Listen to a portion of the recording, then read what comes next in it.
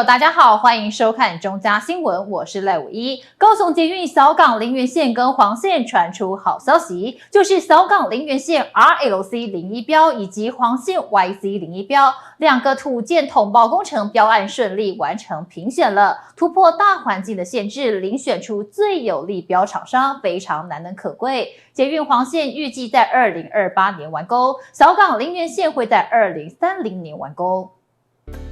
为了加速小港林园线和黄线的推动，市府团队秉持“劲”的精神，在市府捷运局积极努力邀商下，终于在10月12日顺利完成两土建招标案评选作业，高捷4线齐发，一日2捷报，一日双捷啦，两个捷报都传回来哈。那我作为这个一个副市长督导啊，感到非常对于我的团队非常用功哦，统包案都能够成功的这个发包出去了。我们从整个机电系统、轨道系统都已经就绪发包，然后同时在进行设计。那也在我们的时序上面，预计今年底土建工程也都可以发包完成。那这是我们整体计划里面，因为我们必须土建是基础，那机电跟轨道部分它的设计参数必须由作为整个土建的一个设计的基础，所以我们土建一定是摆在最后发包。那也就是今年底全部可以完成。近来因为营造业市场缺工缺料，以及物料价格飞涨等因素，国内重大建设采购案频传流标。不过小港林园线 RLC01 标以及黄线 YC01 标两土建统包工程标案能顺利完成评选，突破大环境的限制，遴选出最有利标厂商，实在是难能可贵。捷运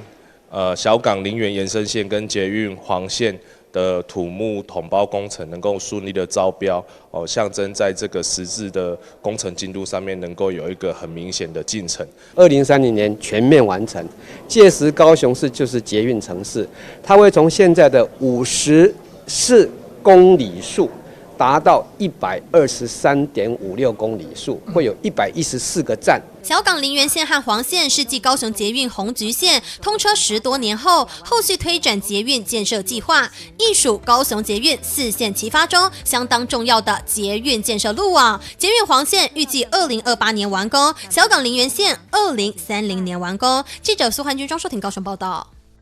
全国运动会将进入最后倒数，提前赛滑轮溜冰竞速项目也即将展开。台南市政府特别邀请艺人和美前往今年刚完工的永大滑轮溜冰场，体验一日滑轮溜冰选手，也邀请民众踊跃到场观赛，为全国的选手加油。热爱运动，在荧光幕前展现阳光活力形象的艺人和美，首次挑战当一日滑轮溜冰选手。和美坦诚，距离国小接触直排轮已经是20年前。今天实际到竞速场体验，一方面与选手一同练习，另外也感受场地的舒适性。今天我刚刚看他在那边体验，好紧张啊！对，因为一开始我只有国小的时候接触过，然后没想到事隔了10几20年之后再滑起来，很舒服哎！因为它的那个微风徐徐吹来，然后就算全身性就是一直在发汗，但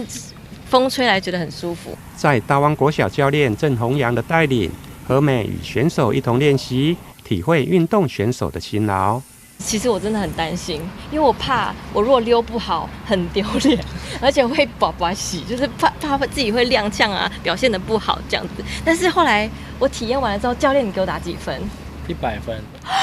本来想要打超过100分的。总分是1000分吗？开玩笑，但是我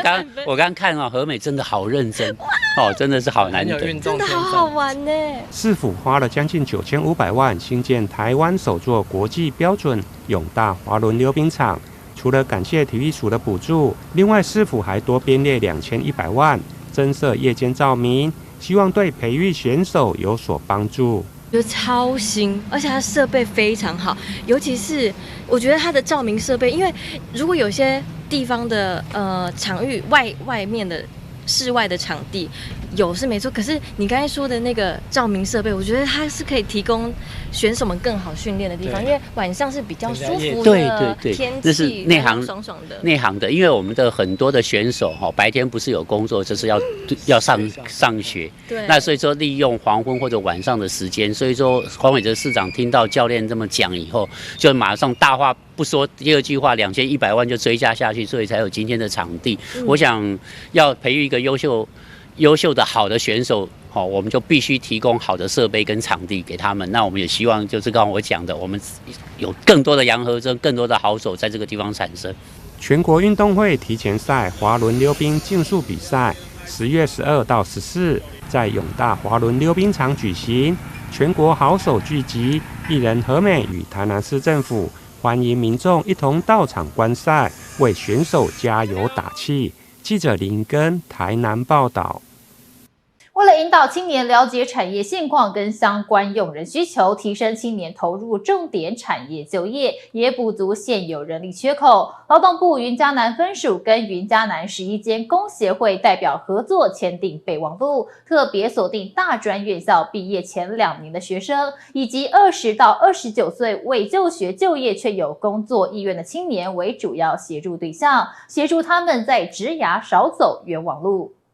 11间产业工协会代表用签名的方式，代表将和劳动部云嘉南分署合作，用参观、实习、攻读等方式，让大专生在毕业前可以了解相关产业和个人需求。除了帮助青年找到合适的工作，也补足重点产业的人力缺口。那我们希望借由产协会的力量能够引领我们青年朋友投入这些产业来工作，包括我们安排企业参访或者是企业提供实习的机会，或者是攻读，乃至于我们正式的工作机会，那可以协助青年人可以事半功倍，减少摸索的这个时间。那希望台湾在重点产业的人才的缺口，可以借由这个计划让青年朋友快速的对接，然后有很好的职业发展。在场的工协会各自代表不同领域的产业，对云嘉南分署整合就业服务和职业训练的资源相当肯定，也强调并非挤入电子科技才有前途，只要青年有正面的态度和价值观，他们都愿意提供机会。产业要动起来的话，必须要年轻人带动这些产业进来，所以不能只是科技业，所以让年轻人来进来先了解。他可以用在学的时候1年至2年来了解这个产业，他会发现产业其实上很多很好玩的东西，很多美妙的东西，他可以去享受。不是说在科技就在科技才叫科技人，其实传统产业也是科技产业。云嘉南分署长以国家发展，也以一位家长的心情，建议年轻人可以先往制造业、中高龄才到服务业，也是一种好的发展。分署日后会持续邀请有意愿的产业加入，并且和学校对接，减少青年就业走冤枉路。记者顾恩吉台南报道。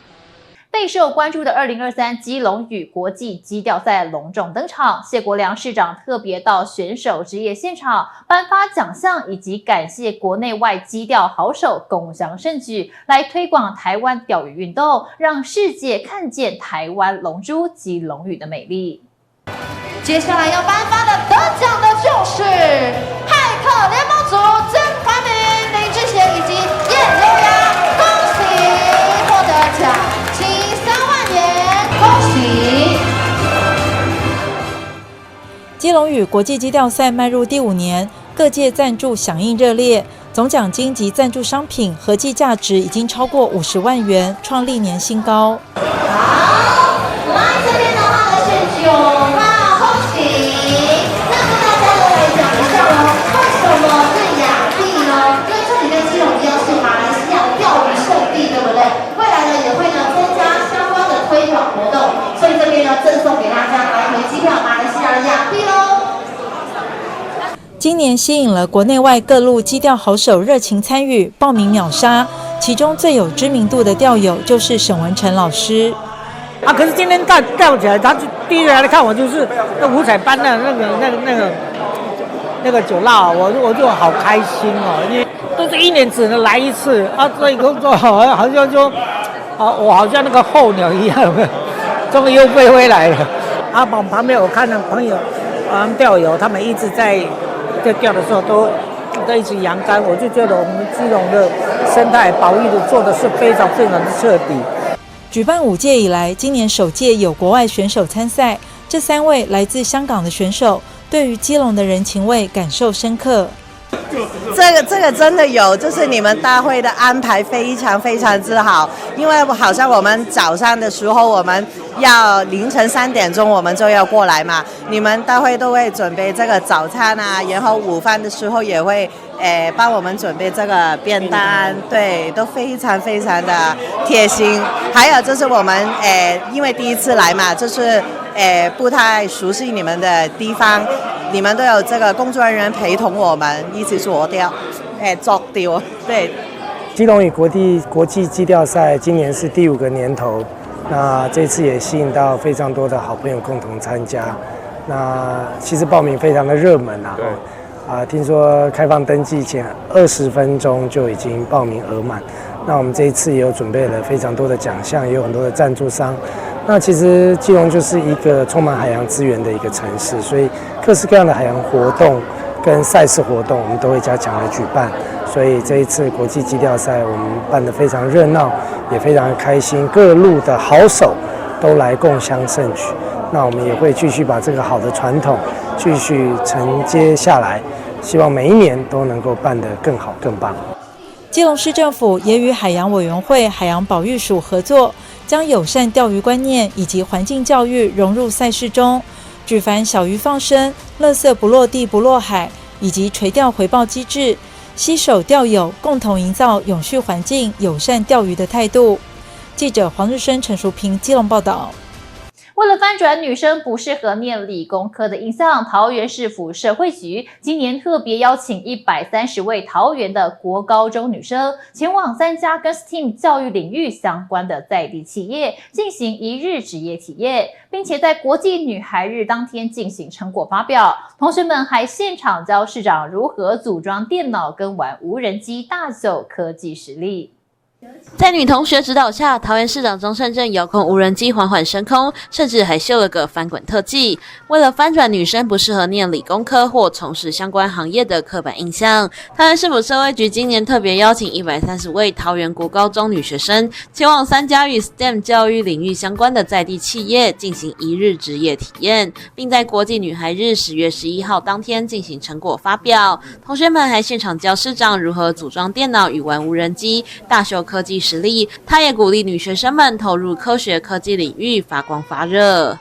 我们特别挑今天10月11号发表我们最近社会局的一个活动，叫做女孩只有 STEM。换句话说，就是鼓励国高中的女同学们考虑以科技和理工的这个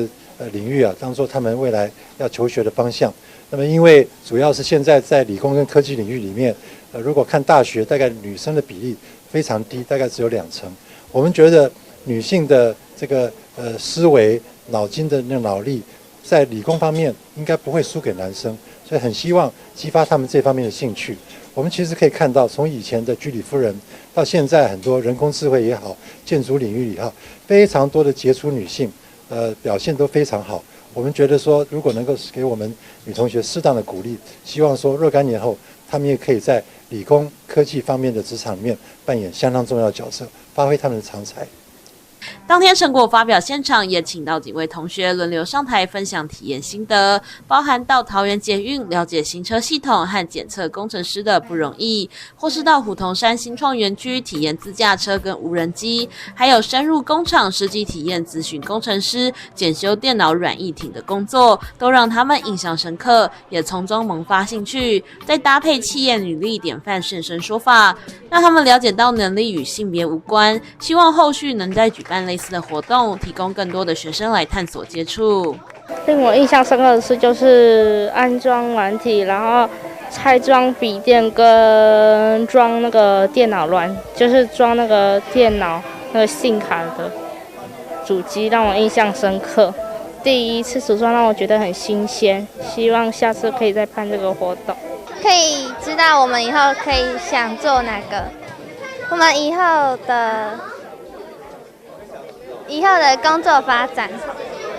就是我们可以比较找到工作，不管是男生或者女生。你个人有比较想要学哪个方向？应该是软体，因为它比较容易懂，比较容易操作。就是希望他们之后每年都可以办，给我们学生来体验这样子。所谓的 STEM 教育取自各学科第一个英文字，包含科学、科技、工程及数学等。根据统计，在现行高等教育相关领域中，女学生比例仍在30%以下，也影响后续就业情形。因此，桃园市府社会局透过举办职业探索活动，期盼能打破性别藩篱，鼓励女生未来多元发展。记者刘雨婷台湾报道。基隆市政府教育处跟基隆市女童军会共同合作，在深美国小举办型男大主厨美食体验活动。市长谢国良率女童军会理事长林丽婵以及多位国外的美食主厨，带领小童军们一同学习手作料理，并且倡导家事分工、性别平权的理念。所以呢，市长待会会跟大家示范一下，非常简单。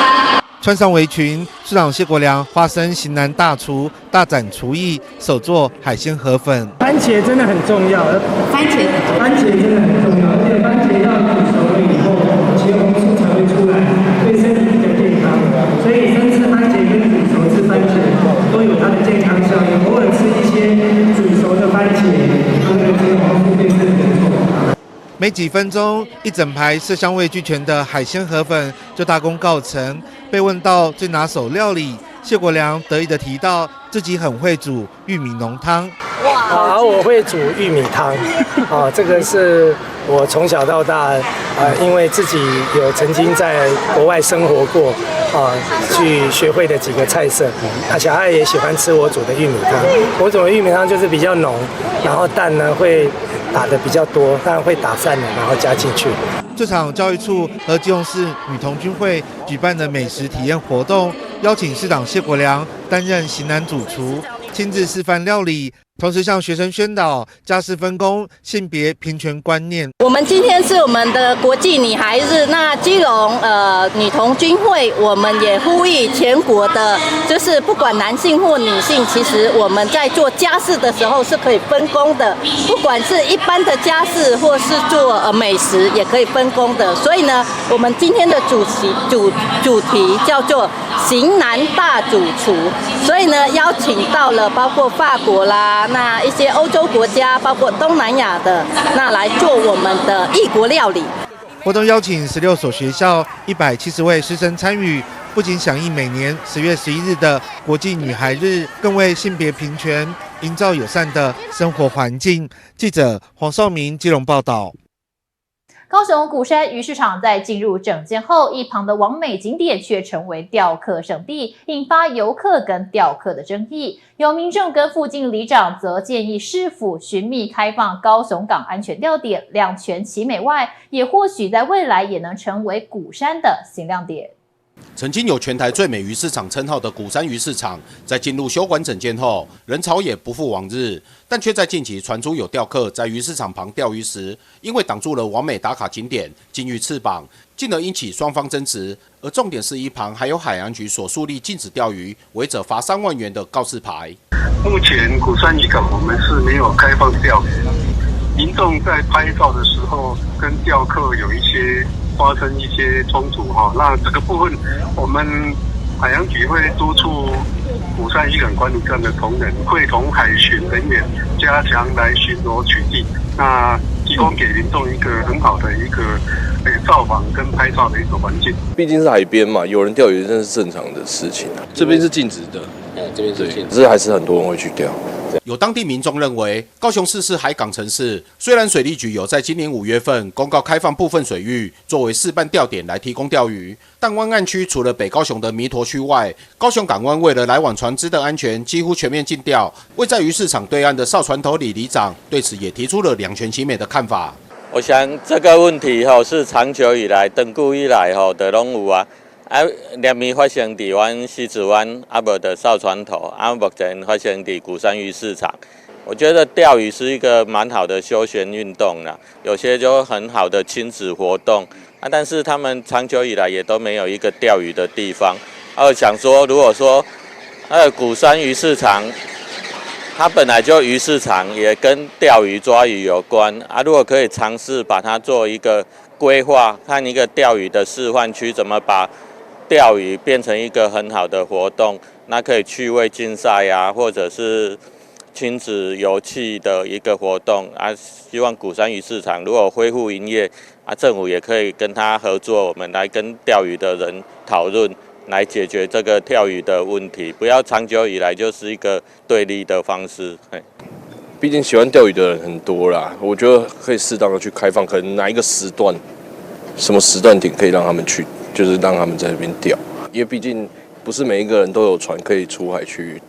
做海钓。多数钓客之所以喜欢钓鱼，一方面是娱乐兴趣，另一方面也是渔获的分享。随着挑战度越来越大，钓客也常常前往违法禁钓区钓鱼，不仅可能危及自身安全，也会吃上巨额罚锾。而里长的建议，在安全考量下，或许政府可以找出最适当的方式，保障了钓客安全，也满足钓鱼的挑战。说不定在未来，海岸线整排钓客甩竿的画面，或许也能成为高雄港最著名的朝圣拍照景点。记者李佳龙高雄报道。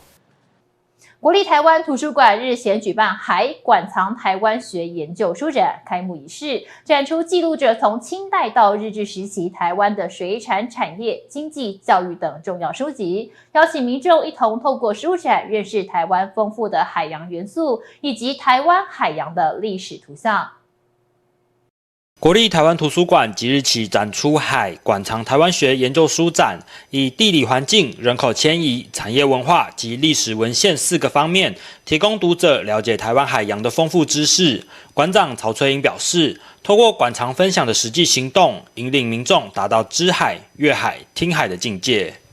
观会的10月，我们开架了台湾研究的书展海。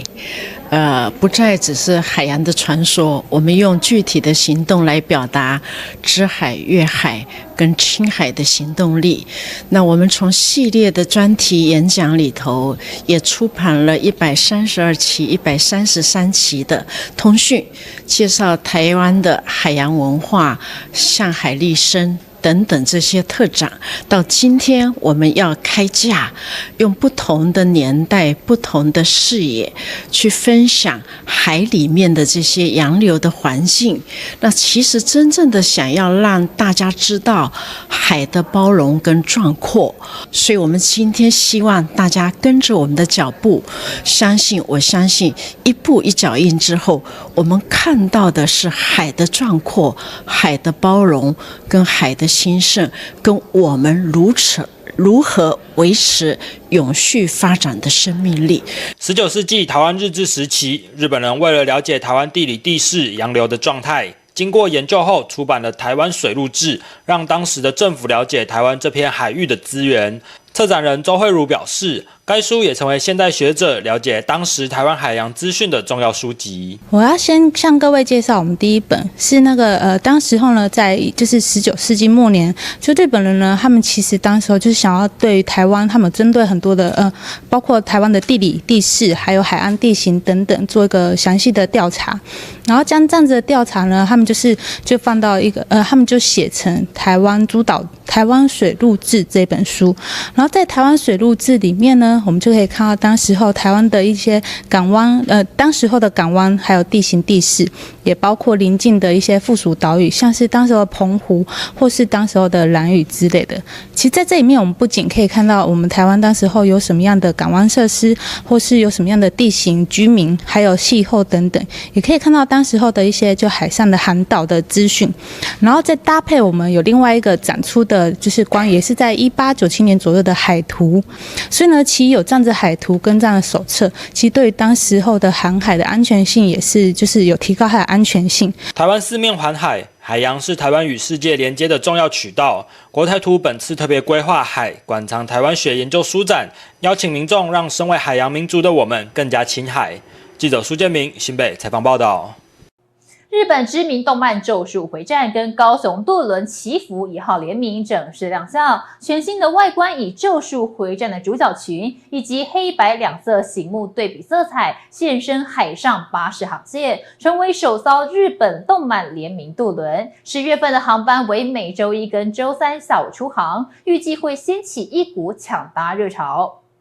祈福1号渡轮全新的外观，除了有咒术回战帅气的主角群之外，在船舱内还有许多角色看板，从鼓山轮渡站航向战二库，另外一面则是黑白两色显目对比的色彩，是首艘日本动漫联名渡轮。在 FB 上面就很多人在传这些影片哈，那他们发现，这是不错的一个宣传方式哦，所以也引起日本人的关照哦，他们也希望说可以透过这样来轮船上面做从来没有过的这样的一个宣传方式，这是台湾才有，而且高雄才有的。祈福1号渡轮前几天在低调赶工换上咒术回战的帅气外观时，就陆续有民众在岸边或海上拍照。高雄市轮船公司也期待和之前推出的史努比渡轮一样，造成抢搭风潮。日本人愿意跟台湾来合作，当然也看中我们轮船之前在史努比的这个号召力也蛮强的啊。那他希望说，透过这样的在船上的一个，所以他们也在船上花了很多钱哈，来做这样的一个广告宣传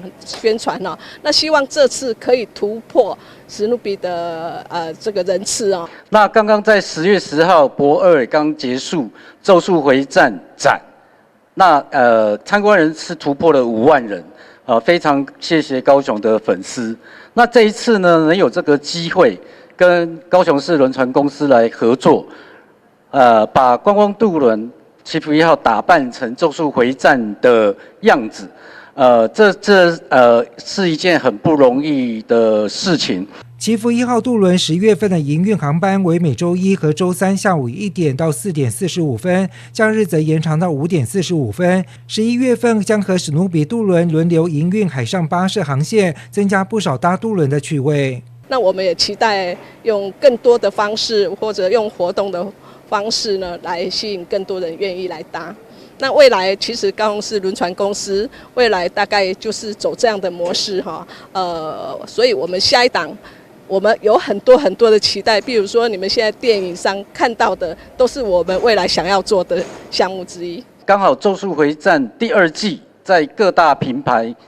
OTT 正在播出，希望达到一个宣传的效果。那同时呢，也可以跟高雄市轮船公司一起把这个地方当成一个非常好的观光景点，希望大家都来这边拍照打卡。高雄市轮船公司致力海上交通运输，让渡轮不只是渡轮，借由联名渡轮让渡轮成为观光打卡的景点。咒术回战联名渡轮预计营运到明年2月，民众可以把握时间搭乘。记者潘之光、王仲凯、赖昌邦高雄报道。台北文化小旅行12处深具文史故事，台北市长蒋万安跟风格旅人严伯峻以及大久保麻里子都推荐，邀请民众跳脱固定的热门景点，重新看见台北习以为常的巷弄街景，聆听非比寻常的故事。街景虽然一直在变，但却蕴藏堆叠了层层的故事。时常往返台日两地的日本女星大久保麻里子，用日常生活视角探索着既熟悉却陌生的台北角落。设计师严伯峻也透过本身视觉专业及美感领域，带领民众走踏台北。过去在我们想象中，就像我们刚刚市长讲到的陈医生的旅行，我们就想到旅行就是要逃离我们的所住的城市。我从小在台北长大的，所以一有放假，我们就会跑出去，跑到别的地方。但因为透过这次我才发现说，原来在我们生活周边有很多事情影响着我们。比方说，这次我们要去到蒋渭水蒋医生的纪念馆，然后翻看了他的那些过去的资料，我才意识到说，课本中提到我们的那种言论自由的启蒙，到我们现在设计师自由自在的发挥我们的创意，其实它是有关联的，它就是我们的根，我们的来源。我们现在能够拥有我们现在的文化风格，是因为这一件一件的事情点跟点之间串联起来而成。那就在这一次，我们有去到像圆山的地下道，现在变成了开放成一个小酒吧。以前那个地下道都是传说就是逃生专用，但是我们一般人没有机会进去嘛。但现在打开了，你会发现台北的城市非常的 open， 我们可以随着时代改变，很多的空间越来越的改变，然后变化。所以文化其实是一种流动性的、变动性的，值得你一次再一次重复的去观看，因为它随时都会改变它的样貌，而它的历史、它的文化会成为我们未来的养分。今天非常的荣幸能够被文化局邀请参与了台北文化小旅行的体验。那后面的这个龙氏呢，在已经100多年的历史了，一直都陪伴着台北人的生活。那刚好我的老公也是在这一带长大的台北人，所以呢，听老公说这边小时候这边放学之后，这边跟朋友一起去找到这什么的，这长大的故事，我觉得非常有亲切感。那影片里面我走到了温州街那边，也有很多历史的建筑。日本人看到也很有怀念的感觉，而且还进去可以感受到这边发展的故事。那我之前住过信义区好几年了，但是都不知道，没想到101的旁边还有煤矿坑。对，而且听里长说，以前是直接连接到金瓜石，很有趣哦。这些故事我好希望可以规划成行程，这样子日本朋友来台湾旅行的时候，也可以走一走，听听这边发展的故事，我觉得很棒。台北市文化局推出12处文化旅行店，将台北的人事实地物变成展品，承载台北不同时期的文化记忆，供民众走逛游览。所以来到台北市，其实就像翻阅一本100年的教科书，它承载了非常多的历史，还有不同的故事。昨天我在看相关的资料，12条规划的文化小旅行，我打开了陈绮贞旅行的意义，搭配这首歌更有感觉，更有 feel。每一次陈绮贞刚好也是我母校政大的校友。旅行可以有很多意义，一个人的旅行，2个人一起结伴，或一群人旅行，它可以是很放松的一趟旅程，也可以是挑战极限的一段旅行。所以每一个旅行都有不同的意义，还有背后不同的故事。所以我们这一次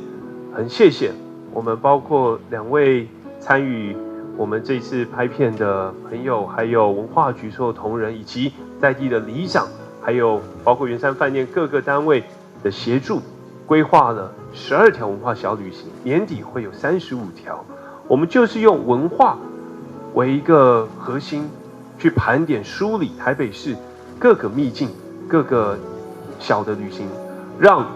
台北市的市民，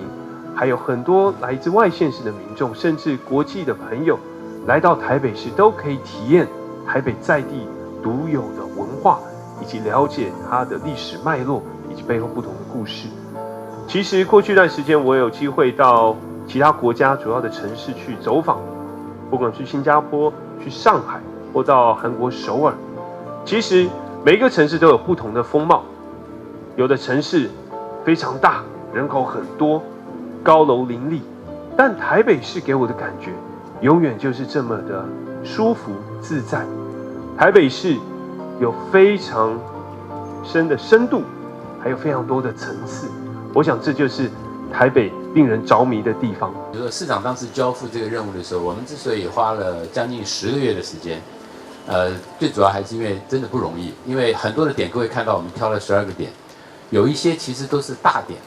那对我们来讲挑战就是这个大的点要怎么样子找出新意。比如说圆山饭店，那是一个很重要的点了，很多东西可以在上面玩。还有我们就发现到圆山密道，那个是东西密道里面有个 bar， 这个点是非常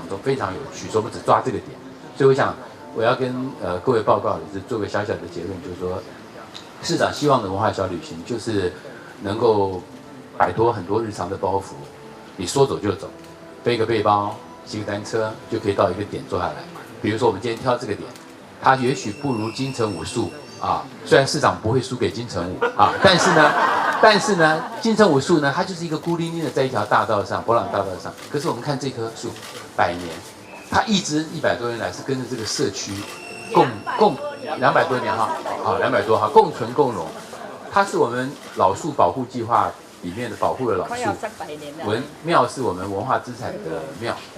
社区是各位看到有新的大楼，有旧的房舍，彼此交错。我们挑这里其实是特别有用心的，就是市长讲的，台北是一个100年的老城，有新的变化，也有旧的痕迹。这个地方是刚好证明了，所以来这里呢，跟金城武术不一样的地方是，在这里可以感觉到它跟社区是彼此在呼吸的。对面有一个杂货店，这完全就是我们小的时候呢生活的那个乐趣。所以我想，我只是告诉各位说，这12条路线呢走完之后，我们在年底的35条再出来，我们会有第2波，那也会请到国际的友人来帮我们做推广。所以谢谢大家支持。台北市长蒋万安来到福德爷长庆庙后方的大榕树下，与文化局长风格旅人对谈，推荐台北文化景点。而这座200多年的榕树也是其中一条推荐的文化点。年底将再推出35条路线，邀请民众体验在地生命故事与生活态度。记者温俊台北报道。桃园区汴州里为了欢庆重阳节，特别在桃园炼油厂活动中心席开近70桌，举办重阳敬老餐会，并且跟世界和平统一家庭联合会合作，让爷爷奶奶们穿上美美的服装，在浪漫的背板拍照，留下美好的记录，并且邀请2位100岁人瑞一起切蛋糕，祝福长辈们健康快乐。跟着镜头一块来看看。祝你生日快乐，祝生日快乐。全场一起大合照，生日快乐，并且请2位100岁的爷爷奶奶一起切下庆贺长寿跟重阳的蛋糕。桃园区汴州里日前在桃园炼油厂活动中心举办重阳敬老餐会，现场席开将近70桌，让长辈们一起享用美食，并且拍美照留念。里长更以办的是态度，来的是感受为主轴，希望长辈们能感受到关怀与被敬重。我们希望可以让我们的一个长者在我们汴州里，他会觉得很开心。因为什么呢？因为我们汴州里有关怀据点，有长青会，有这个重阳节，还有我们这个敬老金哦。那我想这个最主要就是一个态度，我们算是一个比较年轻的一辈对长者的一个敬重。我们希望我们的年轻的一辈对我们的父母、对我们的阿公阿嬷、对我们的长辈都一定要尊敬。那这个是我们最主要我们举办的一个最主要的一个原因除了美味的餐点跟精彩的表演，汴州里还跟世界和平统一家庭联合会合作，让爷爷奶奶们穿上美美的服装，在浪漫的背板拍照，留下美好的记录。大家都说觉得很棒，很有意义。很好啊，做个纪念，很开心，而且很有意义。我们现在这个社会上年纪大的人越来越多了哈，对我们这些老人家很有一个就是很重视啦哈，以后的问题呀、长照问题呀，什么都里长都很重视。重阳敬老餐会中，桃园市社会局长也特别代表市长到场参加，除了祝福之外，也宣导市府对长辈的照护福利。尤其是这次我们在我们的桃园的巨蛋办理的所有的据点的一个成果展，就可以充分的显示，让大家许多在我们的邻里里面，不管是社区发展协会，我们的据点活动，大家都非常的热情热火。所以这个是由我们市长希望在我们社会局在办理所谓的延缓老化、热情热火、健康促进，也是我们未来继续要来做很好的一个实现。最主要是今天能够祝我们今天重阳节所有的喜多老人，每个老人家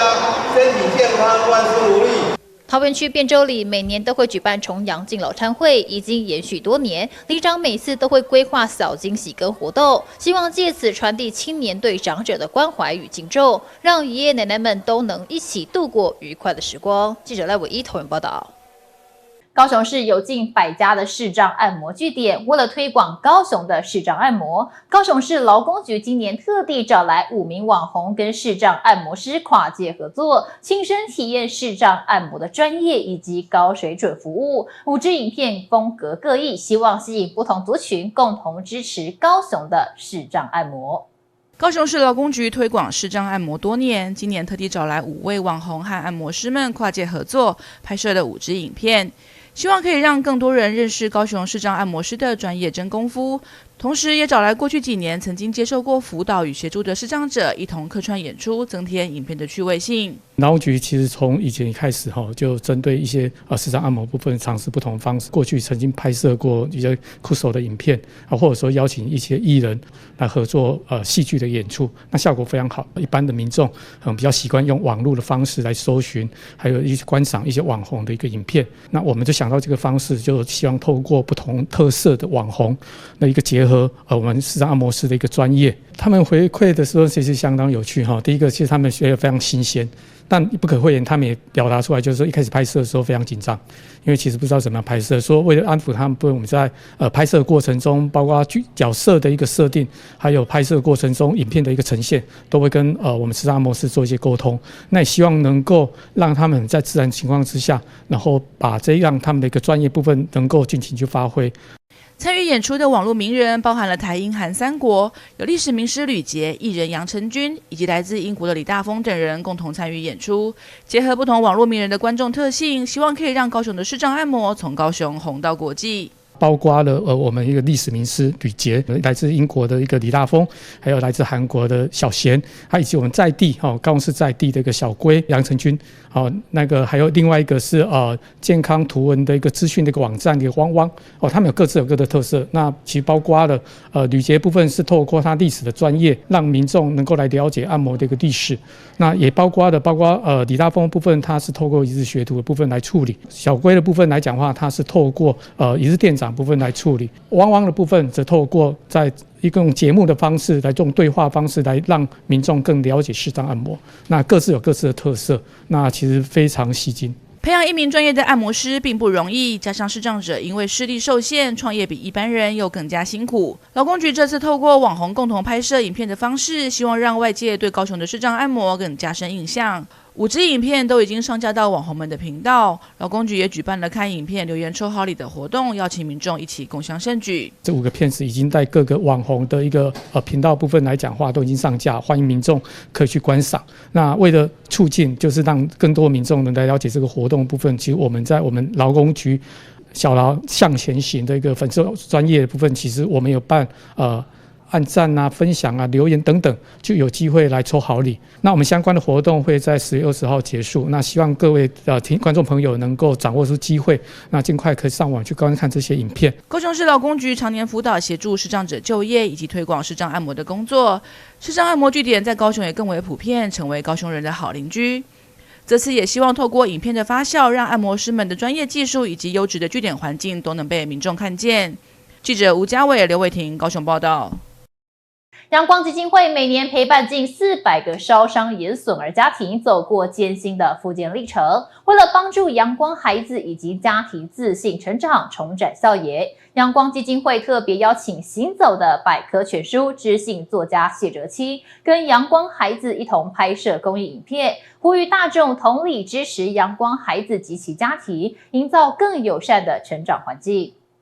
10岁的西西在10个月大时，因为意外，全身30%面积烫伤，伤势遍及脖子、胸前及肩臂等处，历经3次清创植皮手术，每次住院长达1个多月，直到现在，他仍然持续重建手术，并到阳光基金会进行复健。植皮手术跟清创的手术跟植皮的手术，都要每一次做手术都要1个多月。住院就要1个多月时间都在医院了，光是清创跟植皮手术的部分。然后他都很努力的去面对。我们他手就是晚上都会常常都做噩梦，然后到小学的时候才比较好一点的。之前都会一直做噩梦，因为他是才10个月大的时候嘛。很多护理师、治疗师帮忙做复健，做复健，然后也有心理师跟他聊聊天的。他就是基金会的做医疗跟复健的那个服务经验都很丰富的。杰西跟我们分享你的梦想是什么好吗？当一位医生。想当一位医生，很关键哦。还有一个问题是，为什么想当医生？赚了钱比较多。可以赚了钱比较多，这个答案我好喜欢。小珍出生时，小腿以上满是紫青色的胎记，爸妈原本期盼能逐渐消退，但随着成长，小珍脸上的胎记却越变越深，常引起他人的注意及询问。在阳光基金会补助下进行雷射治疗，历经5次疗程，逐渐改善脸上的胎记。医生告诉我们，这个叫猛虎斑，然后说6岁以前会消失，但是身体是有啦。身体有在消失，那脸的部分的话，因为越来越黑，就看他这个脸其实有做有点大力耶，你可以自己走过来。他这个脸啊，其实做了5次的治疗，所以现在比较淡一点。他其实是个很活泼的孩子，看得出来吧？从小就是很活泼。他在小1的时候突然变得很安静。我们想说是在学校受欺负还是什么？问他还是都说没有啊。不过我们后来想一想，是想说，可能因为脸上的关系，从小都被人家问说他怎么了，不然就是说，你怎么敢这样？那打雷射的过程是非常痛啊。你怎么面对的？你看他们讲，我找旁边的医生去聊天，然后转移注意力，这样就比较不会痛。就会比较不会痛，而且痛的时候，请问痛的时候可以哭吗？可以哭吗？一下下可以。你们觉得这张图画的是什么？我阿嬷家的袜子，大象，一个人倒在棉被下面。都对，实际上呢，眼睛只能看到外表，用心呢，你可以发现更多。为了帮助阳光孩子及家庭自信成长、重展笑颜，阳光基金会特别邀请行走的百科全书知性作家谢哲青与阳光孩子一同拍摄公益影片，呼吁大众同理支持阳光孩子及其家庭，营造更友善的成长环境。小珍非常非常乐观，刚刚有看到的现场他更活泼，他画画的时候，对，他完全不想理你这样。好的，然后西西也是一样，然后每一个人都可以很勇敢的来谈论自己的梦想，非常的正向。相对的呢，就是我觉得就是我们会用太多的想法跟眼光来思考这件事情哦。那在阳光扶持下的孩子，实际上他们比我们想象的更加的世故，他们一定是聪明、世故，而且他们非常非常的善良。就他们即使在生活中，他面对很多显性的跟隐性的不同的，不能讲是恶意但是他其实有些就是无心的，但是他们呢都概括承受之后消化掉，他们不会轻易的展现出来。相对之下呢，我们在他面前显得有点幼稚，